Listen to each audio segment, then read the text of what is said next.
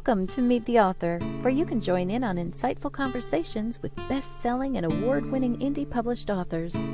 Your hosts today are Rob and Joan, who themselves are indie published authors, book publicists, and paranormal investigators with Tampa Bay Spirits, based in Tampa Bay, Florida. Thanks for dropping by. And now, on with the show.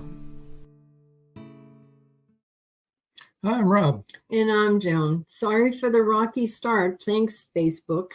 Yeah. So Facebook folks, hang in there. Yeah. Keep trying. You're back on. You're back in. CW's Book World said, "Howdy, Rob and Joan. Hey, Happy CW. Wednesday. Happy Wednesday back at you. Glad to see you here." Anyway, we're glad that you joined our audience today, and we hope that you'll enjoy the show. And actually, we know you will. It's going to be all about Magnolia Bluff Crime Chronicles. So that'll be fun. I forgot to wear my hat. Well, I wore my hat. I forgot to wear my cowboy hat. Oh, well. Joy Shelton York said, "Hi, Rob and Joan." Hi, Joy. Joy. How are you doing? Joy is just back from a trip to Houston to visit her son and do a book signing with George. Yeah. Okay. Well, Thursday, 9 o'clock Eastern Time. Go to www.wdjy.com and listen to the Atlanta radio station there. You can catch our broadcast there. Or if you're in the Atlanta area and you're listening on an FM radio, 99.1 FM. Also, Saturday, 5:30 p.m. Eastern Time, you can always catch episode rewind right here where you're watching right now. Wednesday night, next Wednesday, 7 p.m. is live, and our author guest will be Judith Starkston. We're also in the middle of a book cover contest right now, which most of you probably know, or a lot of you know anyway. We could use your help on getting winning that thing. We're in the second round. We're in first place still, which is good. Out of this is out of 100 now. It was 150 before. Yeah. Round 2 is 100, and then round 3 will be only 50. But if you go to allauthor.com and vote for A Chance of a Ghost, if you go to allauthor.com, go to the monthly cover contest, and you see a thing for contest. Just go down to the monthly cover contest. It'll give you a choice of 2 covers, but don't choose either one of those. Say, they're on to the left side, it'll say see all. Hit all, see all, and we're right there in the first slot on the first line. Paul Hollis says, "Hi, Rob and Joan." Hey, Hi, Paul. We're so glad that you're here. And Joy Shelton York said, "I voted." Thank you. Thank you. Thank you, Joy. The only other news we have really is next Saturday, not this coming Saturday, but a week from Saturday, May 18th, in the Tampa area. If you're going to be in the Tampa area, we'll be at the Gilded Page Bookstore in Tarpon Springs, Florida, with authors Sandy Will, Steve Altier, and R.J. Eastwood, and that's from noon to 4. So come and join us. It's going to be fun. Buy some books. Buy some books. That'll be nice. Yes. Okay. So we're here to talk about Magnolia Bluff, right? So shall we bring our next 2 victims? I mean, our next 2 authors, and we will welcome, hi, April Nunn Coker, and Joe Congel. Hi, Joe. Hello. Oh, this is Beth Riley Gregory. Hi, Rob and Beth. Joan. Hi, Beth. Is Les there with you? I'm wondering. I'm thinking. He probably is. Yeah, these Beth and Les founded Tampa Bay Spirits. The team that we belong to. Yeah. All right, let's give people a little idea here. This year, 2024, started out in January for Magnolia Bluff with Who Mourns Electra by C.W. Hawes. Highly recommended. We read it and enjoyed it. Yes. C.W. is a fantastic author. Yeah, I really enjoyed it. The February offering is Girlfriend Retreat, Cheaper Than Therapy by Linda Pirtle. I haven't read that yet. I just finished C.W.'s book. But she is an amazing author, really good. This is her second entry into Magnolia Bluff, right? isn't it her third? Or is it third? Third. Joe, help me out here. It's her third. This is her third. It is her third. Okay. Yes. Third entry into. Oh, It's boy, I'm good. everybody's third except Joe, and which it's his second, and you and I, which is our first, and April, And which April. is her first. All right. And then the third Other than us. that just came out here last month is our offering, A Chance of a Ghost. Yes.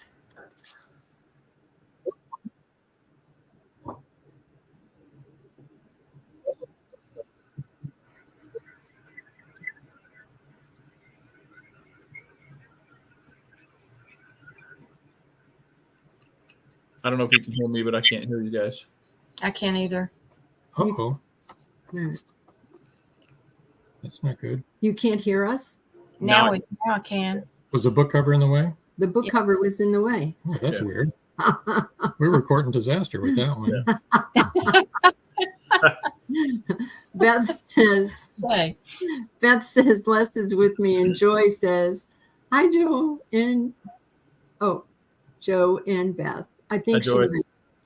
Joe and April. April. Oh, boy. Yeah. George Dismuke says, okay, at last we're here. George, Nadine, Daisy, and Gizmo, live and in color from sunny San Leon. Hi, guys. Hello. Love you all. Well, we still have audio. I'm going to go ahead and read a little blurb, a little bit about Cindy's book, Court and Disaster. Can a yellow throat toucan and lyrics from Neil Diamond songs help Bliss solve the murder of a local woman competing in the annual fishing derby? The phone rings at the crack of dawn. Life for Bliss, Whitney, and Hannah shoots rapidly out of control. First, the only fisherman at the derby is found in her ex-husband's barbecue smoker, even though Lucy's less than sparkling personality offers up a truly diverse group of suspects. Her on-again, off-again relationship with the ex makes him the leading suspect. But was it possible for the 120-pound soaking wet man to lift the muscular woman alone? Next, another murder, also a tournament competitor and VP at the bank. As far as Bliss knows, the two people's lives never crossed. Is it a coincidence they both die of an insulin overdose? Strange that each of their spouses are diabetics. We'll leave the rest to you to read. Exactly. That's Court and Disaster by Cindy Davis. Yes. That'll come out in another couple of weeks. Okay. All right. So, as we said, today we have two people from Magnolia Bluff, two authors, April Nunn Coker and Joe Congel. April, how are you doing? I'm doing great. Thank you. All right. April's book is Just Dying to Glamp, book 25, June 20th, 2024. You want to read us a little bit from that book, or do you want to set it up first? I'll set it up.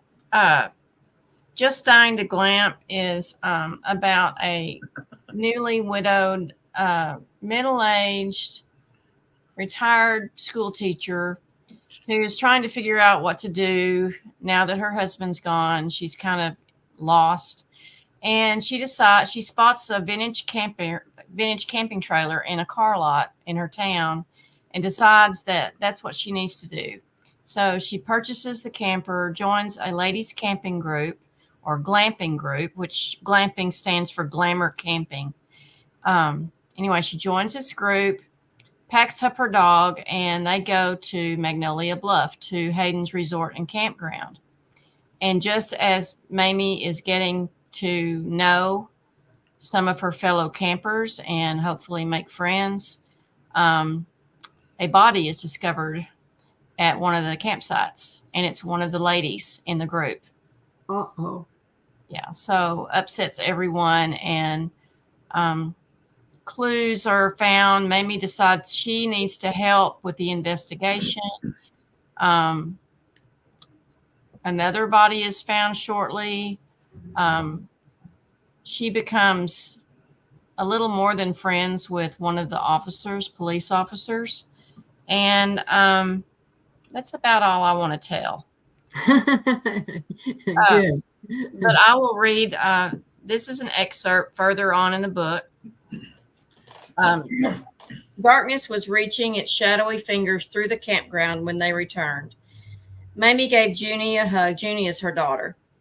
And Junie is worried about her mother being at this campground alone when all these things are happening. So Mamie gave Junie a hug and sent her on her way before leashing Babs, the dog, for a walk.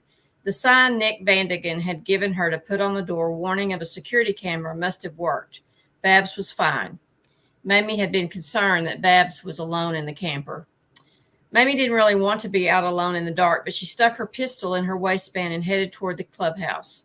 She would make it a short walk. She wished Nick was with her. Don't be silly, she told herself. You're just being a baby. She knew what Wes would have said, and Wes was her former husband. He would have said not to go, but he also knew how stubborn she could be. He would be proud of her for carrying her pistol, though. Crazy how the least little noise made her jump. The leaves rustling in the trees, a bird fluttering in branches, someone closing a car door. Babs seemed unfazed, so that was comforting. Then a twig snapped behind her. Her fingers closed around the pistol grip. Someone was following her. The fur on Babs's back stood on end as she whirled around and started barking. Mamie turned just in time to see the business end of a shovel coming at her. Then the world went black. Oh, boy. Dun, dun, dun. So, Okay, so Dave Murray said, "Hi guys, Joe is Magnolia Bluff, the murder capital of the world, and are they blaming it on Biden?" And then he says, C.W. Hawes said, "Good reading." It was a very good reading. Yes. And Dave Murray said, "Seriously, when will your next book be done? I look forward to it because your writing gets better with each book." Well, just to answer that, it'll be the one coming out in July, which is the one we're going to talk about tonight. Yes. and there'll be a sneak peek, the first chapter tonight, and at the end of my book next month. Yes, that's right. And that's what we do in the Magnolia Bluff series. Everybody that comes after us, we give a sneak peek. So Cindy's sneak is in the back of ours. Is in the back of ours. The whole first chapter. At the end of A Chance of a Ghost. And my first chapter is at the end of Cindy's book this month. Yes. And like so one big chain. Like yes. You're it. So, April, what inspired you to write about glamping?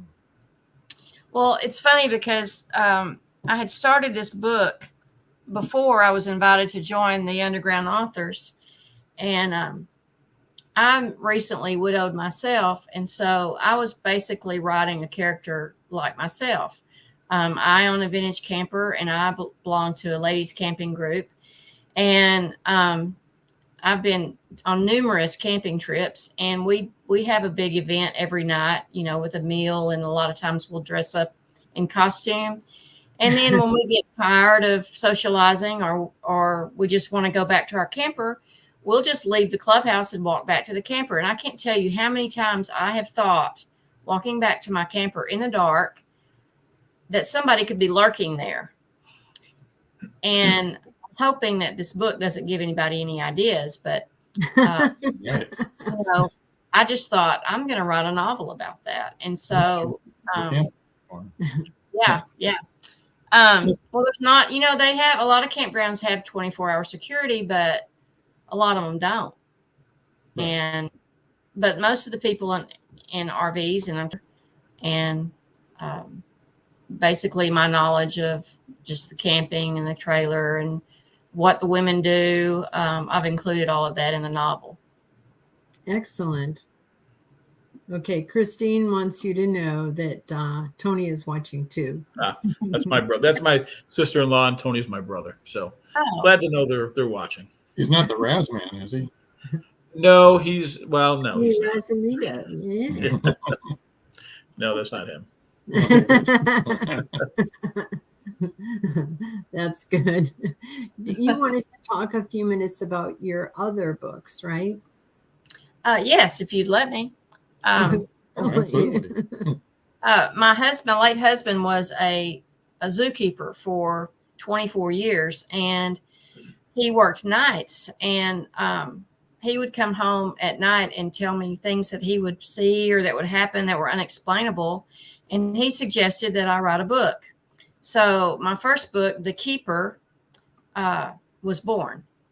And it's about a young single mother, and she's a zookeeper at the local zoo. All the information that I put in the novel about the animals and about what zookeepers do and,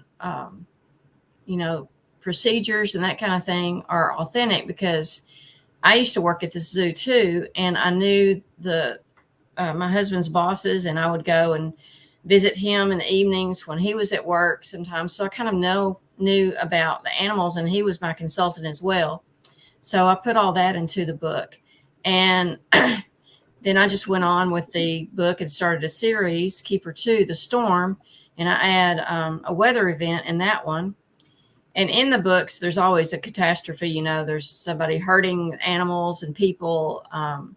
The animals get out. They have to find the animals. There's conflict with the characters. And then Keeper 3 has to do with a blackout. And, a blackout is a power outage. And what could happen at a zoo when the power goes out.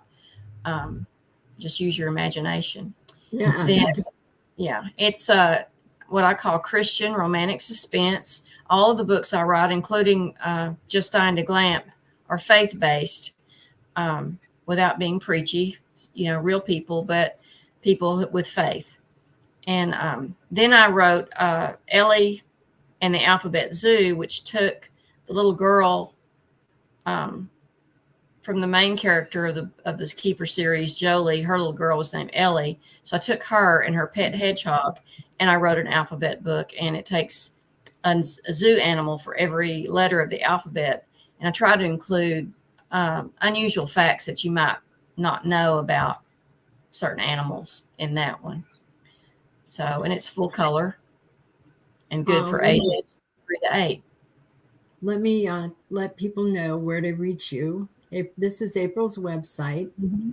It's aprilnunncoker.com, right? And it's APRILNUNNCOKER. And that's for all of you that are listening to the audio podcast.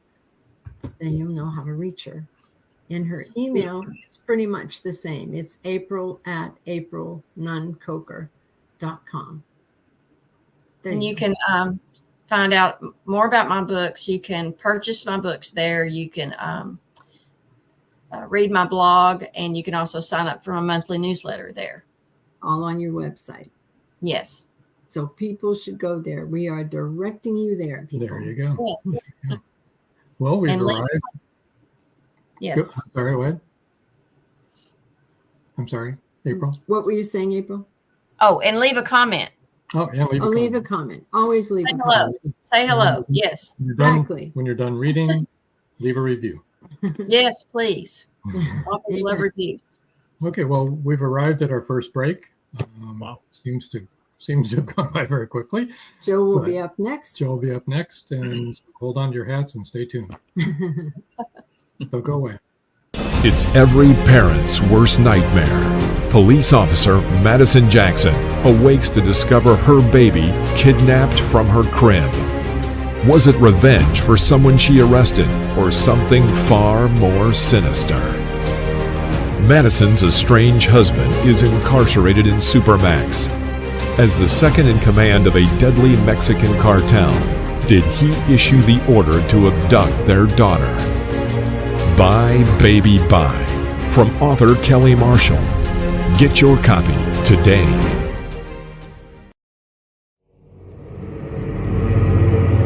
Many secrets are hidden within the darkness of the jungle.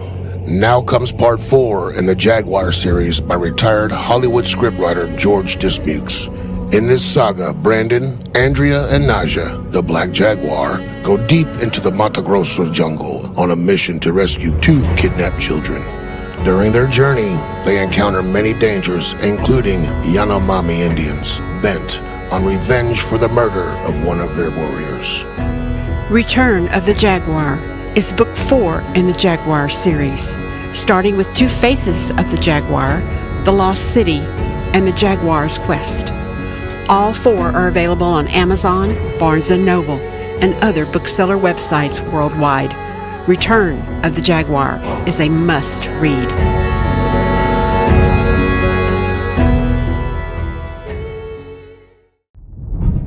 Profiteers are preying on displaced souls who seek freedom, sacrificing everything. Wanting to give their children hope and a future, but they wrongly trust on a roll of loaded dice. Teens are picked off and sold into slavery. Cartels offer the choice to strong young men to move illegal drugs over the border or die. The R Group and CATS team leaders want to end Mateo's inhuman business model. The heroes must derail the human exploitation and opioid epidemic, killing people in increasingly dramatic numbers. If they can save even a few from the jaws of death, they win. The present-day battle is in full swing, yet it can end badly for humanity unless the Enigma heirs triumph. Who will survive the onslaught, and how fast can they make Mateo pay?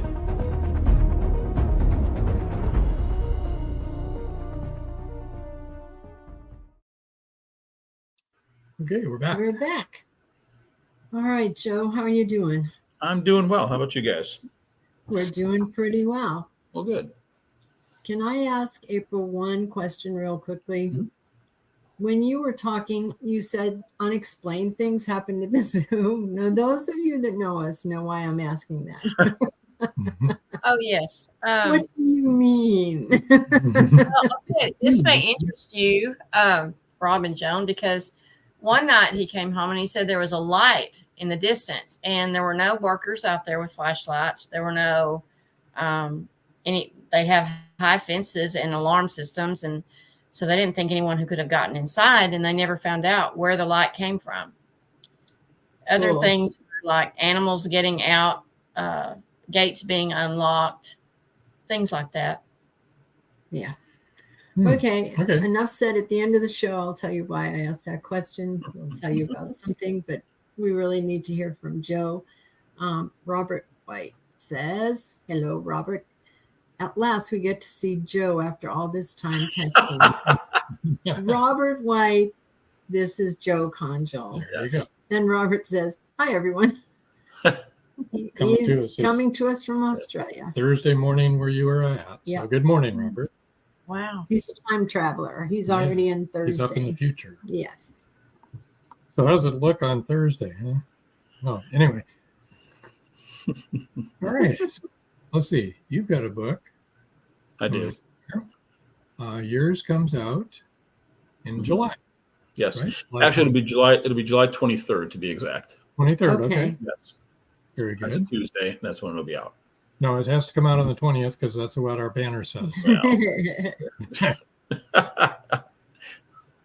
Will you have it on pre-order or? Yeah, it'll go up on pre-order on July 1st probably. And it'll be on the 23rd. You just won't get it to the 23rd. Correct. Yeah. And obviously I don't have the cover for it completed yet. So right. That actually the funny thing is the process for that starts in a couple of days on the 10th. So just, I'll have it soon, but just not for this. So yeah, that's okay. We'll put it up as soon process. As you get it. Yes. It'll go up with all the others. Yeah, it is. But Crispian does a great job. So he does. It is. Absolutely. Yeah. Mine's in the works. Yeah. You don't have yours yet either, Abel? No, she doesn't. I got my preliminary covers, and so I sent my feedback back, and so I'm still waiting. Gotcha. All righty.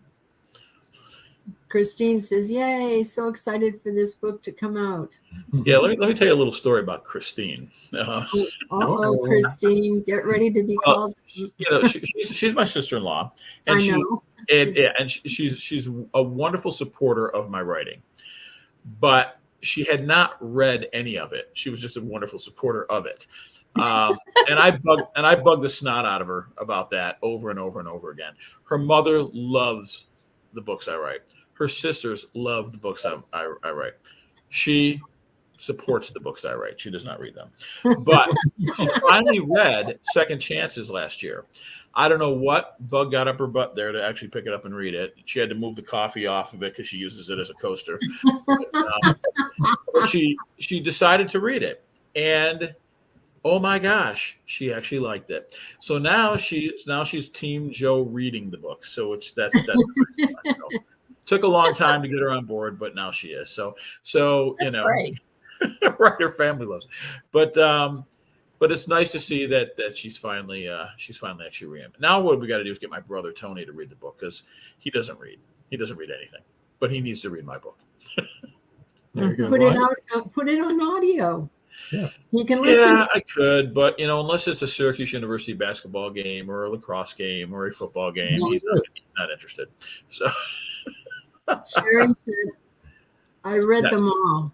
Right. That's Chris's sister. So yes, she does. So that's I apparently got everybody on here tonight, which is nice. So Robert said, "Put her in as a character. That way, she's guaranteed to read it." There you go. well, for a while I was going to do that, but I was going to kill her off because she wasn't reading it. But reading. Right. Well, it's funny though, because my two nieces, their daughters, they're both characters in a short story that I wrote for an anthology a couple years ago. So they're in it. They're not in Magnolia Bluff, but they're in it. They're in a Razman short story. So I had them in there. I just have not had her in there. And Tony is a character, sort of is in the Razman books as well, but he's not actually the Razman. So. Good. So. Well, I'm halfway through Second Chances, and it's awesome. You're doing a great job.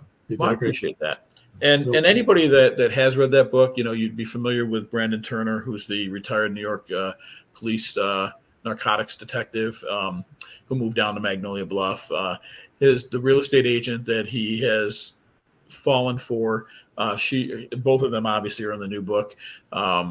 Matter of fact, the first part of the book, the first chapter, kind of starts out as everyday regular life in a small town, Magnolia Bluff, and then it takes a turn. So Catch a Tiger by the Toe. When I first talked about that title, I got some feedback on how it was not a good title, but I stuck with that title because it really does tell you about the story a little bit if you pay attention to it. So it's the title that I liked, and that's why I stuck with it, even though I had a little feedback. Now, the feedback wasn't all. I mean, a lot of people liked it, but I had a few people that were kind of like, what? And then once they read through, they went, oh, I get it now. Okay. So that was nice. And so that's why it's called Catch a Tiger by the Toe. Would you like to go ahead and read? I can. I just didn't know if anybody wanted to get any other questions out of the way, because this is going to take a bit. All right. Well, We maybe. have one comment here. Let's see. So this new book of Joe's captivated me in the first couple paragraphs, and I don't like to read, LOL. Now that's my sister, and she read through probably at least a little more than half of it the other day, and she's right, she doesn't read anything either, but she did read that, and she kept reading until she got too tired, and then we moved on with something else. So she's actually had a sneak peek of a good chunk of it. So, all right. So Brandon, like I said, he's a retired New York police detective, and he's been in Magnolia Bluff now about a year. He moved down last year in the first book, and anyone that's read Second Chances knows, how he came through some issues that led him to move out of New York and down into Magnolia Bluff, where he ended up, and kind of what transpired while he was there last year. I'm not going to give that away in case somebody hasn't read that and they would like to go back and read it.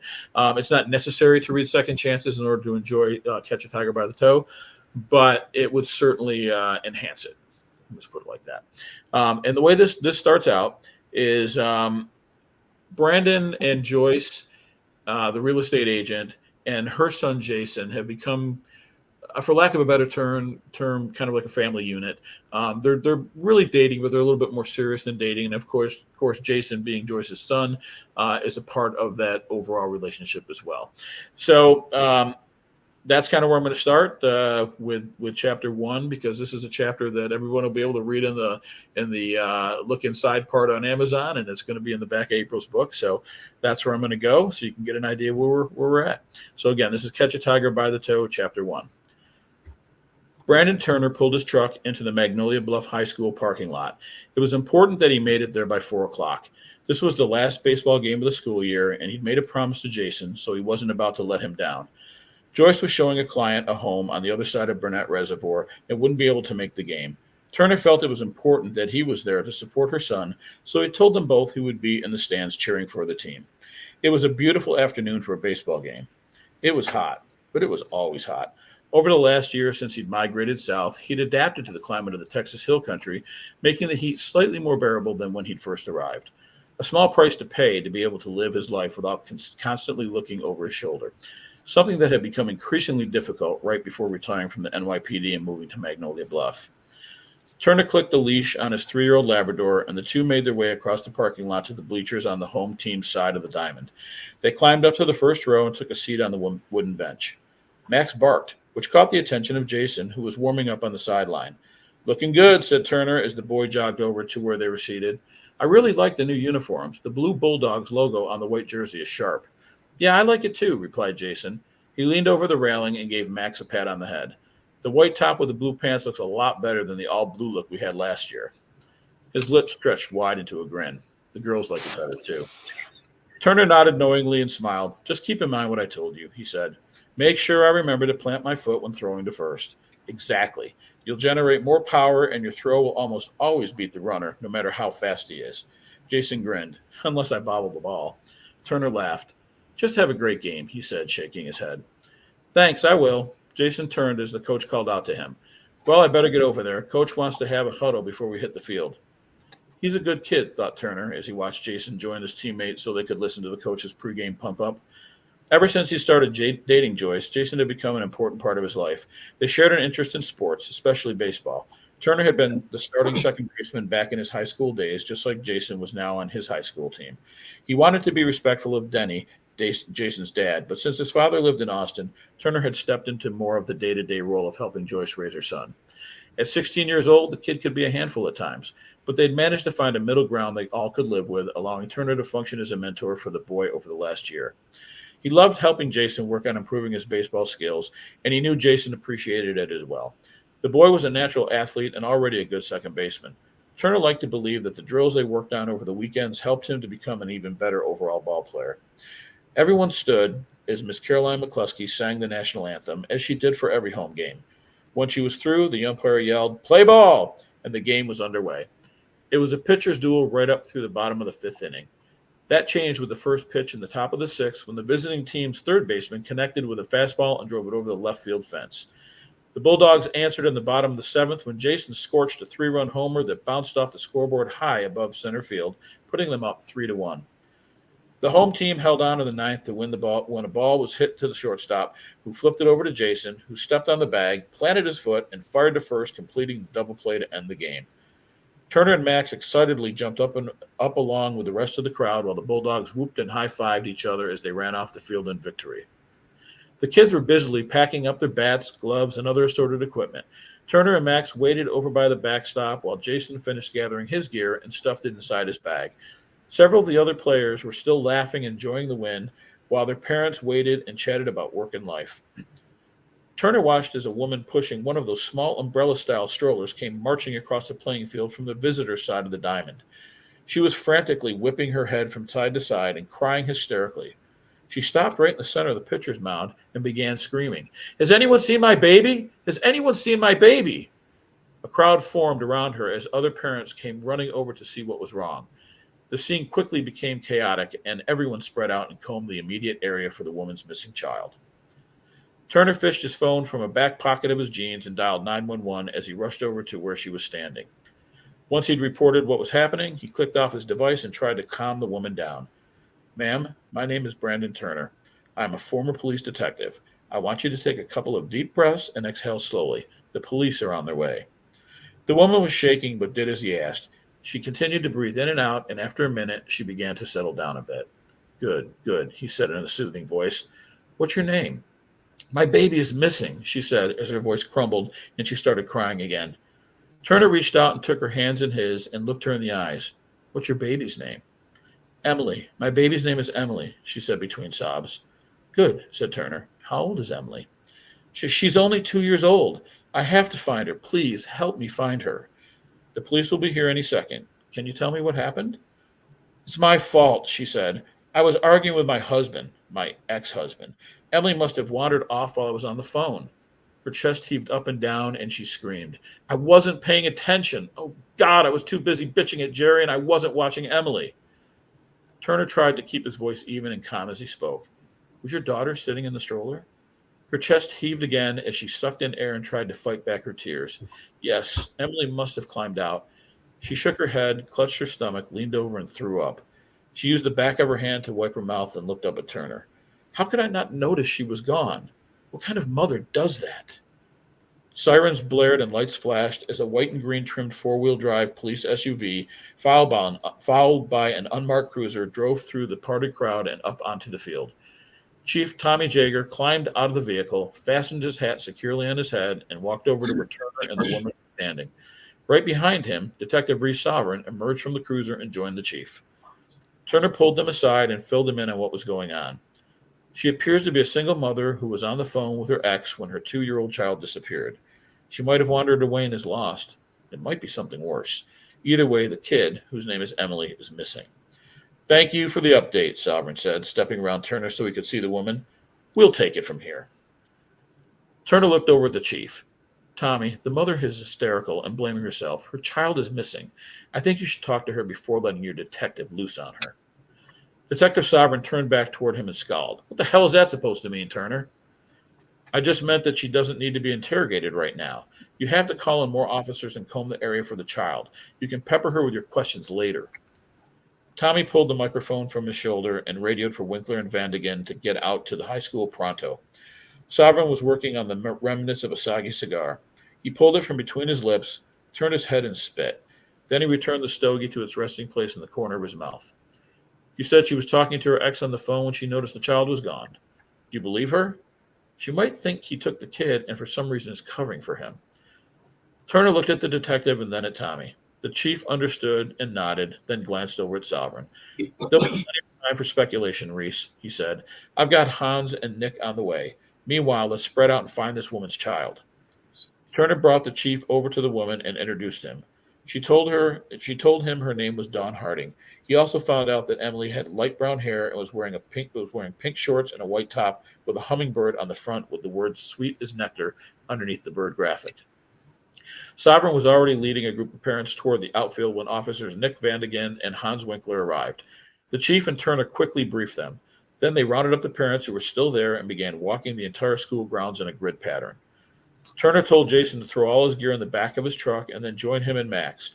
He had his dog sniff all around the seat of the stroller, and then they headed off to join the search party. After about 20 minutes, Max dragged Turner and Jason over to the far corner of the parking lot where the buses were lined up for the evening. He noticed that the door on the bus at the end farthest from the school building was wide open. Max pulled on the leash hard enough that he had to let go. The dog bolted for the open door with Jason running right behind him. Turner called out after the boy, Jason, do not go inside that bus without me. Max ran up the steps and entered the school bus. Turner broke into a full sprint when he saw Jason follow the dog through the door. He stepped onto the bus and walked to the back where Max and Jason were standing. As he got closer, he could see Max licking the little girl, and bile rose from his stomach up into his throat. Jason turned to him and said, She looks so peaceful cuddled up with her stuffed animal, like she's sleeping. Turner knew better. Please go find Chief Jaeger and bring him back here. Jason nodded and went to find the chief. Turner stared down at the little girl and sighed. She looked so innocent. He would have believed she was sleeping if it wasn't for the note pinned through the hummingbird graphic on her shirt. He pulled out his phone and took a picture of the note. Then he dialed Sovereign's number. I found the girl, he said when the detective answered. You can send all the parents home and tell Winkler and Vandigan they can head back to the station, then come around to where the buses are all lined up. I sent Jason to go find Tommy. Turner and Max sat on the school bus near Emily until Sovereign, Tommy, Jason, and the girl's mother arrived. He glanced up at Jason. I need you to wait outside for now. The boy's face scrunched into a frown. But I already saw her. I helped find her. I know you did, and we'll talk later, but for now I need you to wait outside. He reached over and handed him the leash. Here, take Max with you. Jason let out a sigh and reluctantly took the leash. Come on, Max, he said, pulling the dog down the aisle with him as he left. Chief Jaeger and Sovereign walked the mother over to where her daughter was lying. I know this will be hard for you, Dawn, Tommy said gently. Is this Emily? She nodded. Her knees buckled and she fell forward into Tommy's arms. My baby, she whispered as tears flowed down her cheeks. My baby. She buried her head into Tommy's shoulder and wept. Turner watched Tommy interact with the woman. The chief's bedside manner surprised him. He didn't peg Tommy as a guy with much empathy, but he wrapped her up in his arms and let her cry for as long as it took for her to get it all out. Once she quieted down and the shivering subsided, he pulled back from her. Turner could tell from his expression that the chief was ready to get down to business and ask a few questions. Tommy found her eyes. Dawn, do you recognize the handwriting on the note? She took in a deep breath and looked down at her little girl. The tears started to flow again. Take your time, he said. Turner looked over her shoulder and read the note again. Eeny, meeny, miny, mo. He tilted his head and wondered what the significance of a children's nursery rhyme could be. Dawn sniffled, closed her eyes, and took a deep breath. She opened them as she exhaled and took another look at the note. She slowly shook her head. I have no idea what it means. She turned and stared directly at Turner. Why would someone pin this on Emily's shirt? It makes no sense. I'm not sure why, he said, trying to console her, but the police will find out. He smiled gingerly at her. At least Emily still had her stuffed toy to comfort her when she passed. The woman looked up, her eyes darting between the three men. That's the thing, she said. That doesn't belong to Emily.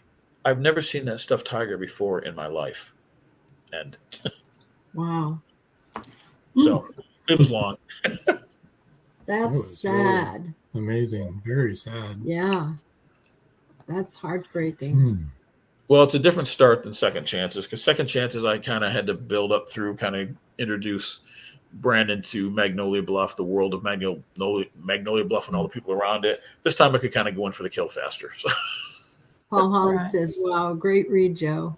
Thanks, Paul. And Joy Shelton York said, that was impactful. It was. I appreciate that. Thanks. Debbie Harrington wants you to know, April, that she's watching. Yahoo for you. Oh, yay. Hey, Debbie. Christine said, that was amazing. Thanks, Chris. It was. That was rough to hear, actually. As a mom of 6 and grandma of 14 and great grandma of 1. It's tough. Well, I'll tell you, the people that have read this so far have all said the same thing. Like, wow, how could you kill a child in the first chapter? But they couldn't stop reading, and that's kind of what I was going for. So CW, as a matter of fact, just said, neat beginning, although I can't believe you offed a little kid. Right. Well, Right? you don't see that part happen. You just find the child later. But yeah, that's been the reaction is like, oh my gosh, it's kind of like, wow. And then Rough they keep beginning. reading. So it makes them keep wanting to find out what happened, which is what I'm going for. So I hope that works. We need to take our final break here. Yeah. And And we'll chat more when we come back. I'll Don't let you know anybody go away. how to reach Joe and everything. Yeah, So, and then we'll talk some some more. more. And we can go past an hour today, guys. Yep, don't go away. An unforgettable mystery thriller that will transport you back to 17th century England. Introducing Dream of Courage, facing fear head on, your passport to 17th century mystery, mayhem, and murder. Follow Robert and John Rushworth through Leeds' bustling Briggate district, where danger lurks in the shadows, embodied by the thief-taker Jacob Wilding. You will laugh, you will cry, and be in awe of the twists and turns. Its meticulous attention to character development, emotional nuance, and the unfolding of the story's layers promise a compelling and emotionally charged journey. The U.S. National Times said, modern writers usually don't know what it was like to live in the past, but Rushworth Brown does this with great skill. Uncover the secrets of Smythe, the enigmatic tavern keeper who sends Robert to the Haven, to the pirate Captain Girlington. Will he outweed danger in the nick of time?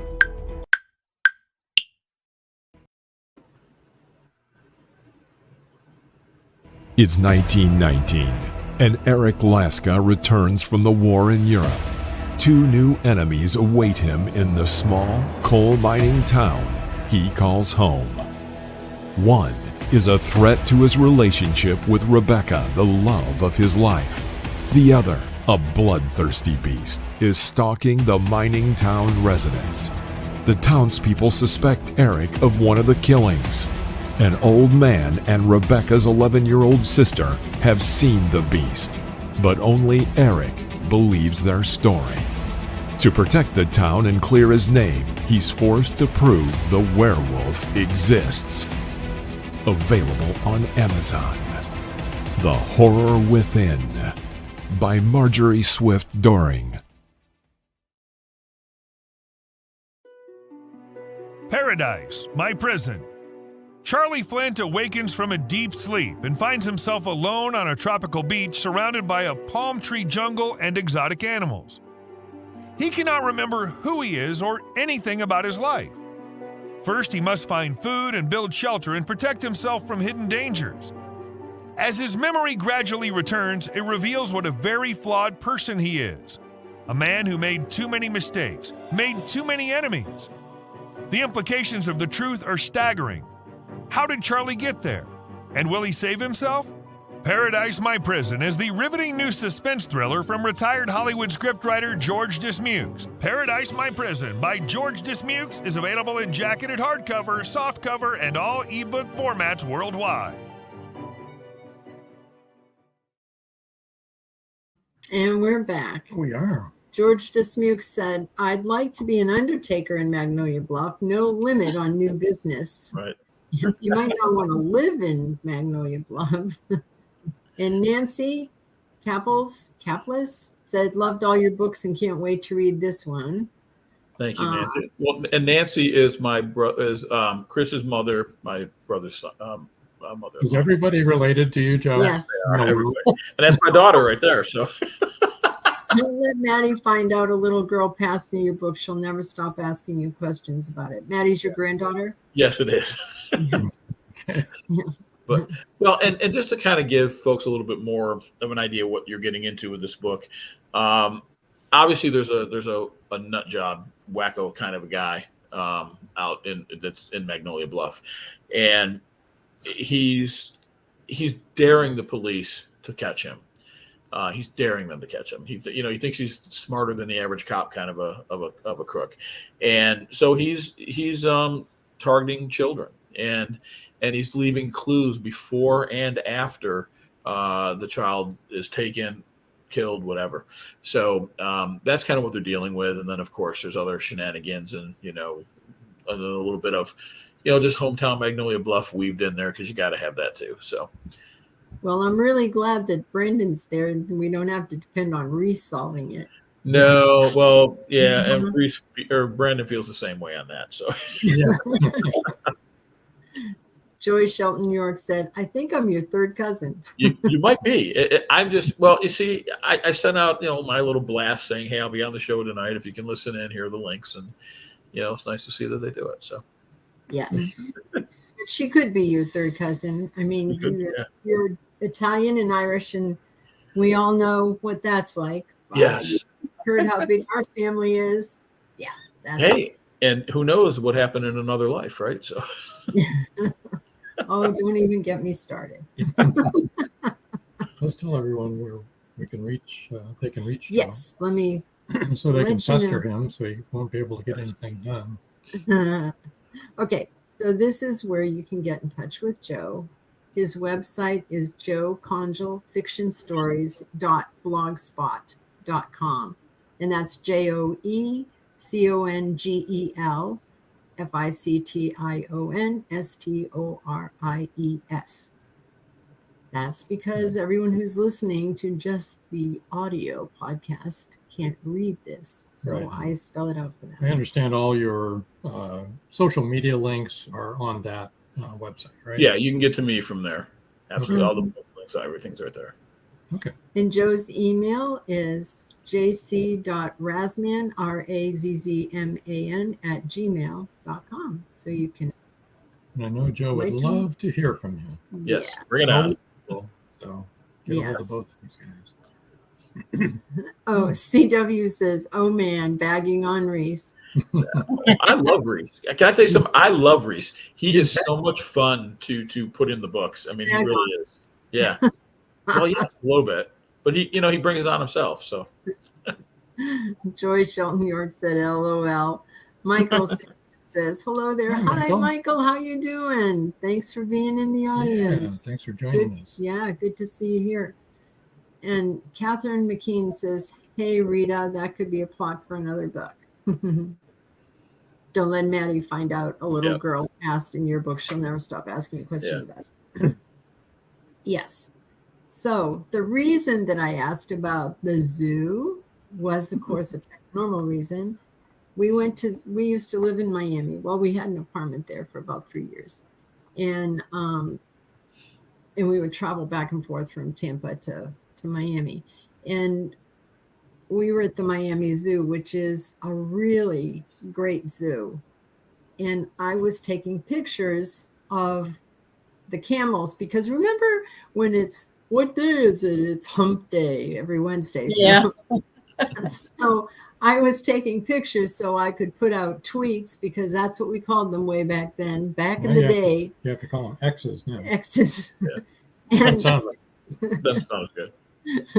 And so I was taking a picture for that. And as I'm trying to take the picture, these 3 see-through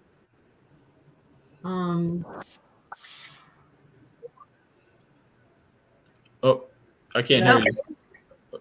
Yeah, we lost your audio for a second. It's been fluctuating. Yeah. Yeah. Have you got the audio now? Yep. Yeah, we've got it now. So go back to, you saw 3 see-through forms, human shapes pass in front of my camera. And I took it down and I looked and there was nothing there, and I put it back up and I could see them still. And wow. So I took a picture, and I have that picture still. Somewhere, yeah. And so we went to the office, because, a lot of zoos, oddly enough, are haunted. They have paranormal stuff happening there. And so we went and we said, just wondering, we're paranormal investigators, and we're wondering, does this happen often? Do people see things? Is it supposed to be haunted? And they said, no, never heard of anything like that. But just the way she said it, I could tell that they did. They had. Wow. That's a great idea for a zoo book. Yeah. Oh, definitely. The zoo in Philadelphia is haunted. You can look that up if you want ideas. They have quite a bit of hunting up there. Michael Sanchez says he's doing good and sorry he's late. That's okay. We're glad that you're here. Michael was on our show recently. Yes. He's a really good author. And well, both of these books sound awesome. They do. I can't wait to read both of them. And we will be doing. We've come to that time where we need to say goodnight to all of our folks that are listening on WDJY 99.1 FM in Atlanta. Thank you so much for joining us, and join us again next week, same time, same station. But the rest of you can continue to say, because we can carry on our discussion. I don't think the show that's supposed to be on after us on this station is going to be on. I don't think so either. I haven't heard anything. Right. So. But Robert White says, oh, good. Well, Robert, I know you, and you would have enjoyed it too. It's a paranormal show, but they just haven't been on. Anyway, so April, I wanted to ask you, how did you find writing from Magnolia Crime Chronicles? And how I was just going to ask that. You were, and trying to incorporate some of the other characters and trying to keep track of everybody and that sort of thing that we all have to do. It's been a challenge. I started immediately reading from book 1. I've made my way up to book 16. I only read at night before I go to sleep, so I get in 1 to 3 chapters a night, which makes it kind of slow. But all of the authors have been extremely helpful if I have questions about characters. And sometimes after I've written something, I have to change it after reading a current novel. I have to go back and change something that I made a mistake on. So Since I'm only on novel 16, I hope that novel 25 has everything correct. But I did have Linda read it, and she didn't find any glaring errors. So there's probably some in there, but that's only to be expected. Right. Caleb said everybody's going to look at everything differently anyway. We're all going to have our own perspective, and that's true. That's true. See through your own lens. Michael Sanchez said, "Oh, is that why I stopped going to the zoo in Philly?" That could be. It's a great place. And Catherine says, "April, your book sounds awesome too. We used to glamp, and many times I thought the same thing. What a great place for a murder. My reputation for not liking to read is being destroyed, LOL." Yes, you'll have to read my book, Catherine. Yes, definitely. What she needs to do is go right, and Chris also needs to go right back to book 1 and catch right up with all of them. Yes. Yeah. In about 3 years, I'll be done. Yeah.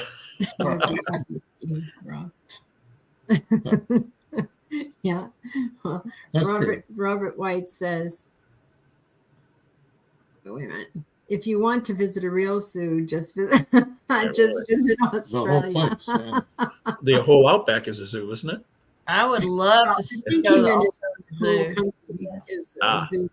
You should catch his Facebook because he has these beautiful, he's a farmer, and there are beautiful birds and parrots everywhere and stuff. I mean, my gosh. Well, I think there's one on that little picture of him when you pull up his text. Yeah, I think so too. Yeah, there is. Yep. Yeah. That's not him, that's his bird. But that's not a parrot. No, is that a kiwi? That looks, what is it, Robert? Yeah, Robert, you tell us. What's the picture in your icon there? And he said pretty much Joe, as far as the outback is like one big zoo. Yeah. Yeah. Australia's a place everybody wants to go. Ooh. It's a kookaburra. Okay. Yeah. Kookaburra. I can't see it very well, but my husband and I used to visit. Anytime we travel, we would check out the zoo because he loved to see what other zoos did in their exhibits. What zoo was he a zookeeper at? Tyler, Texas, East Texas, Caldwell Zoo. Very nice. That would have been my other dream job, is being a zookeeper. I had my own zoo. I had 6 kids. And I used to say that we both worked at a zoo. I worked at the zoo at the school, and he worked at the zoo at the animals. Because I was a high school teacher. That's a lie. Yeah. But CaldwellZoo.org, if you're interested in looking at the zoo that my books were based on, I used that zoo where my husband worked as kind of a reference point. Very good. Very good. I'm trying to find this one. Okay, this is what I was trying to find. See this? This is one of the Tony Rosalito's covers. And that's for Resman. Okay. Yeah, that's Resman. Yeah, Rosalito. Yeah, that's book 3. Joe's cars. Those are Joe's cars. Those are my cars. They're in my driveway. Yeah. Well, they're actually in the garage.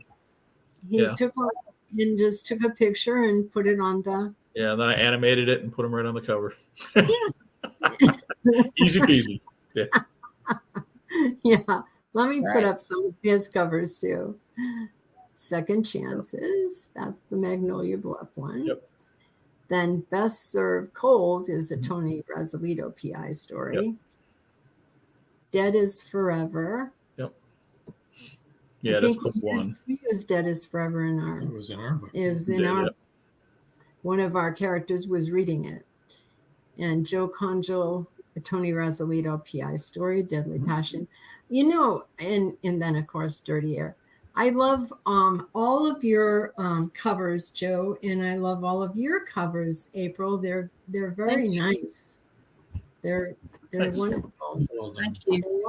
They are really well done. We have 2 more comments. Joy Shelton York says, "Were the animals more well behaved?" You mean than the kids? Yeah. Yes, definitely. She was on the Board of Education in her town. I was she was. She was, yes. Okay. Michael Sanchez says, everything is poisonous in Australia, so no, I will not visit this. And Michael Sanchez did a nice cover. I'm thinking he's talking about the cars. Michael's probably thinking, those are nice cars. Yeah, they're not really my cars. I wish they were my cars. Oh, no, they're not your cars. For anyone that might be thinking about coming over and breaking into my house, those cars are not here. First, they totally believed you. Yeah. Where to find him. Yeah. Well, where to find him online. Somebody opens the door behind you. Yeah, exactly. That'd be scary. It would be. Yeah. So have you figured out book 3 yet, Joe? No. You mean the third one for Magnolia Bluff? Yeah. Not yet. Matter of fact, the one I'm writing now, what was going to be a Razman story originally. The Catch a Tiger by the Toe was originally slated to be a Razman story. And but I've been so into the Magnolia Bluff world that I took it and kind of just changed, because I never really wrote the book. I just had the idea for it. And so I figured, well, I need an idea. I'll use this idea. Because I think I've got about 4 or 5 other fleshed out ideas for Razman books. And I just kind of stole one of those and did Catch a Tiger by the Toe for that. But because I really didn't want to, I felt it's weird because the last year's book came out in August. And having one less month to get this one done just felt like it was going to be, oh my gosh, I got to get something quick, even though it really didn't make that much difference, but it just felt like it would. So instead of trying to figure out what the idea could be, I kind of stole a Razman upcoming idea and put it in this instead. So we're lucky because our book next year comes out the same month as our book did this year.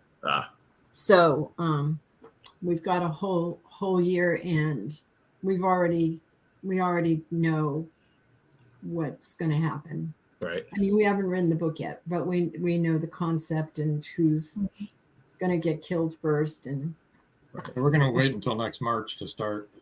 Well, I'll tell you, Rob. I'm a pantser, plain and simple. When I started writing the first Magnolia Bluff book, I had no clue where that was going. Not even a lick. I had no clue. I discovered it as I went along, and that's how I write a lot of my books. But then, of course, halfway through, I got to start making some notes and some other things to make sure that it stays in line. But when I did that first one, I really didn't have an idea. I just started typing, and then the idea kind of emerged as we moved into it.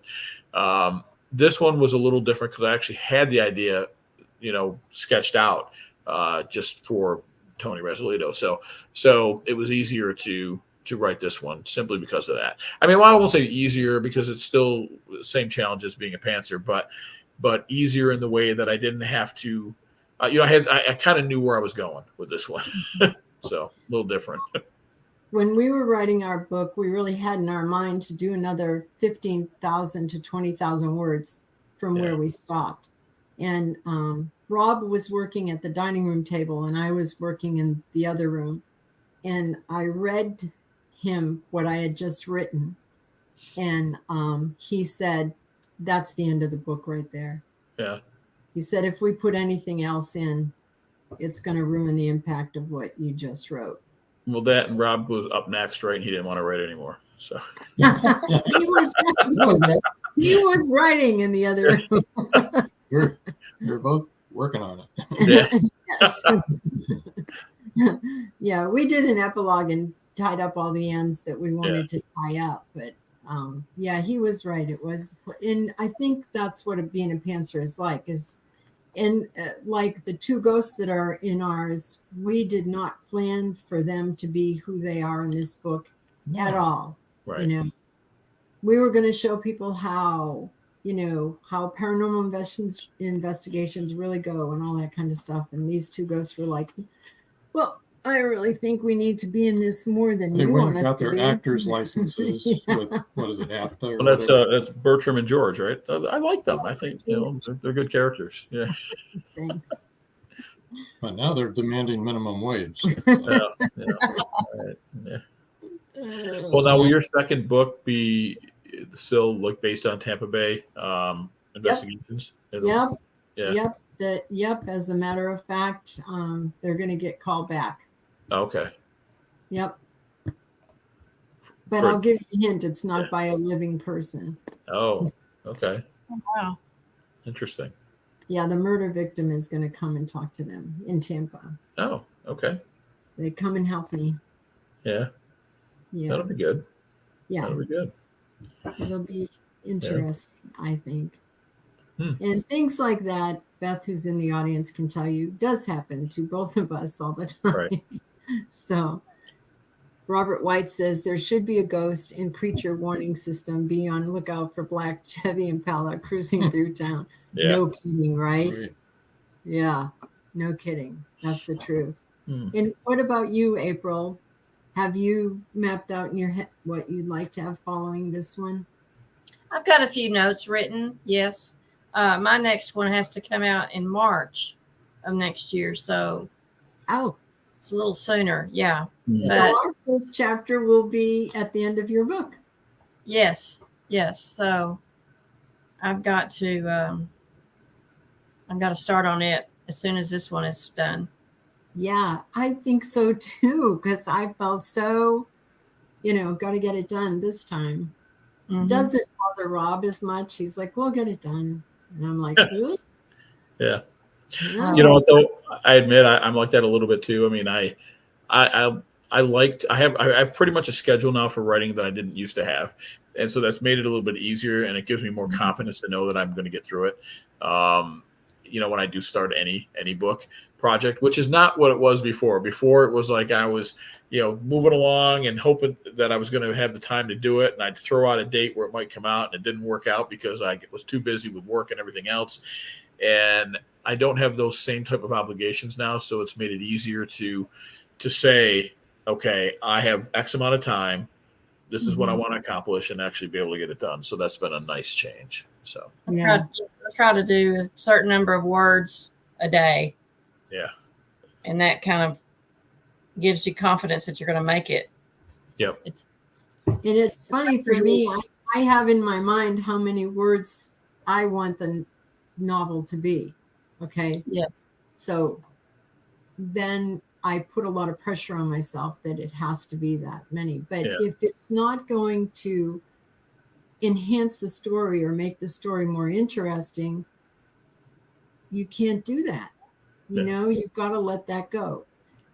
And yes, I'm talking like that's hard for me to do because it is. Well, one of the hardest things to do, at least for me, is when I'm going through editing and I'm watching the word count go backwards because I'm taking stuff out. When you edit, you do take stuff out. And it's just, and I'm like, But I add things too, so my count tends to go up. I add things. Yeah. I'll do that too, and then it'll end up balancing. But at the time, I'm taking something out, and I'm just okay. Even though it's not really defeating anything, it's just I feel like I worked so hard to get to that word and that word number, and then all of a sudden here I am dumping it backwards. But it feels bad. Bad. Very wrong. But when you edit, you really do have to cull because you'll reread it and go, well, there's no reason for that to be in there. That's just not worth it. Michael Sanchez says, it's funny how that works. When it's done, adding more to a story would just ruin the flow. Exactly, Michael. Exactly. It would and spoil the ending too. CW said, I add things too because I write so lean. Yeah. Yes. Yeah. That dang word count. I wish that we didn't have to have that running through our brains, but we do. Yeah. Right? CW is definitely the king of just giving a little bit of information and then letting the characters talk, which works well. When you read his books, you can't, I wouldn't think he was really having to worry about it. I mean, he's such a good writer. So he is a good writer. Yeah. Yep. His book is really good. Yeah. Who Mourns Electra. It's really good. Yep. Just finished it the other day. I liked it. I liked it a lot. I like his characters. So everybody's got a lot to look forward to. Yeah. Yes. Does anybody else have anything else they'd like to say, or any more comments from the Peanut Gallery? And if you're not as old as I am, you may not understand that comment. No, I understand that. But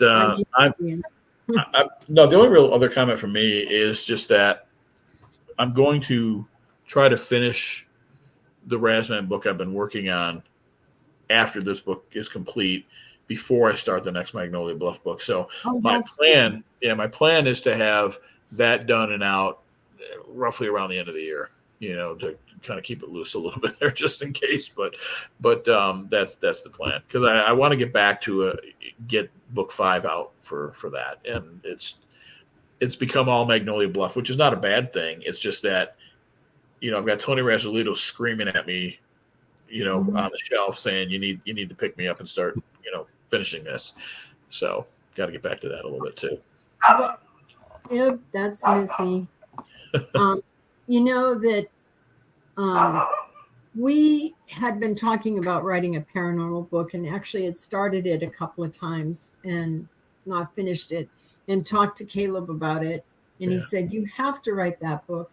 And we never did. And so then Caleb asked us to write this book. He asked us to write in the paranormal.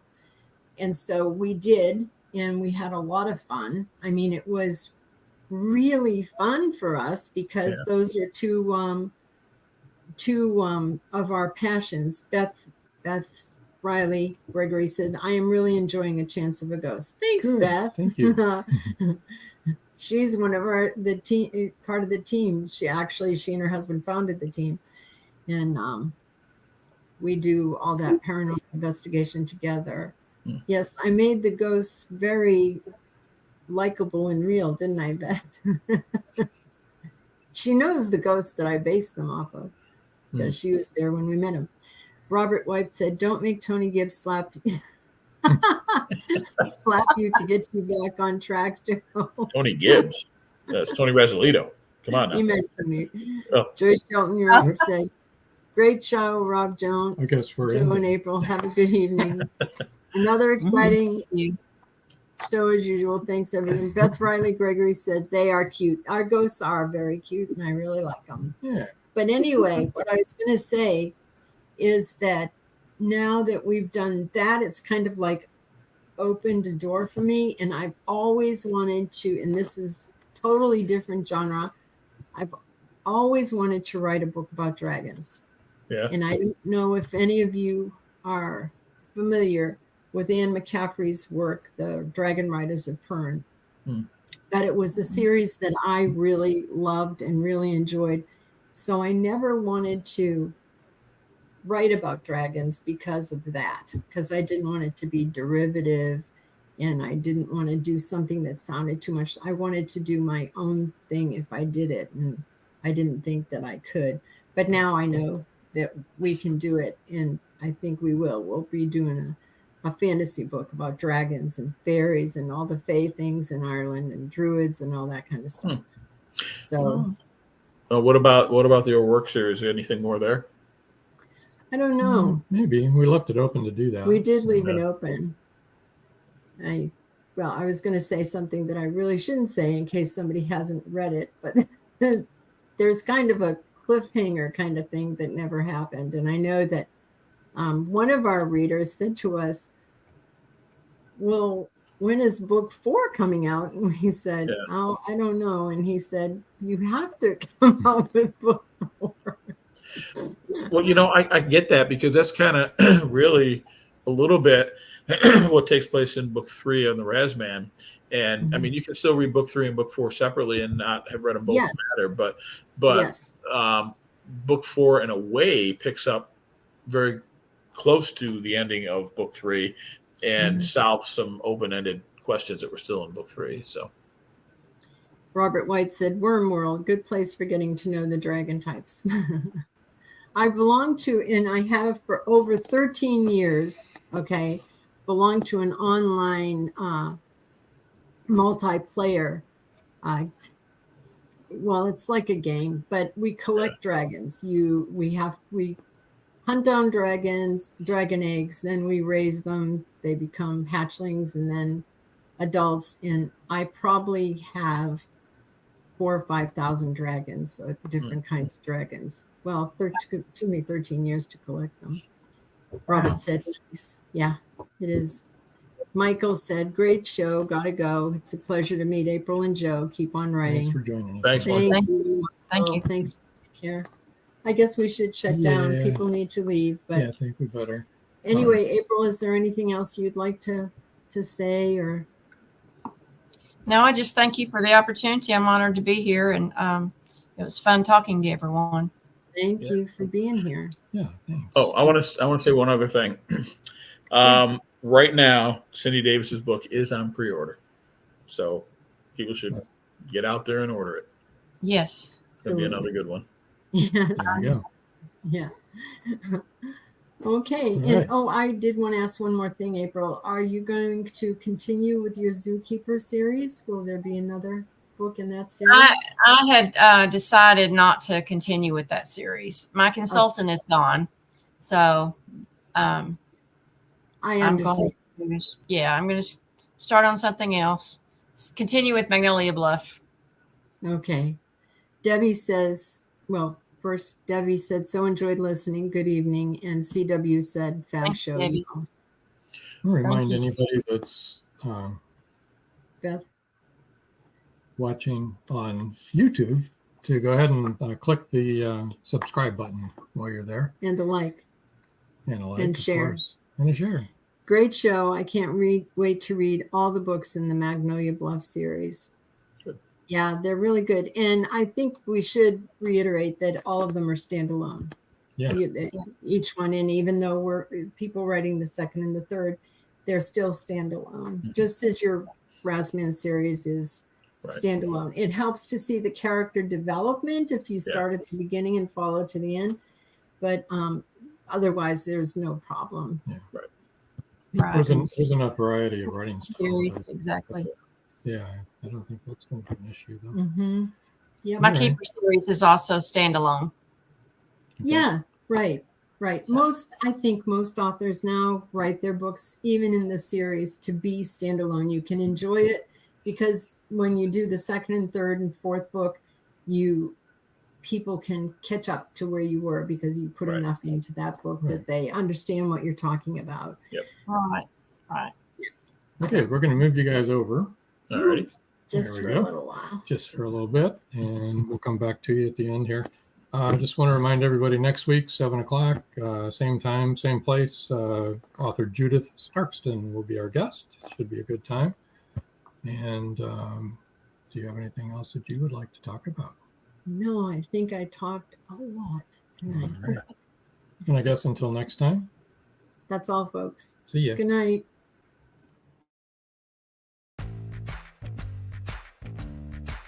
Live every Wednesday, your Voice of Indie hosts Beam Weeks and Stephen Gees welcome authors, musicians, publishing industry pros, artists, and assorted creative guests for an exciting interactive hour.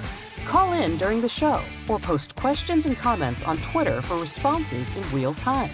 Meet your favorite indie creators, learn inside tips, network, and promote your work. The link for each week's show is pinned on Twitter atop @VoiceOfIndie, and you can receive the link every Wednesday morning in your inbox by subscribing to our newsletter at freshinkgroup.com. Check out Voice of Indie every Wednesday on Blog Talk Radio and catch hundreds of episodes archived everywhere from our websites to our YouTube channel and Spotify.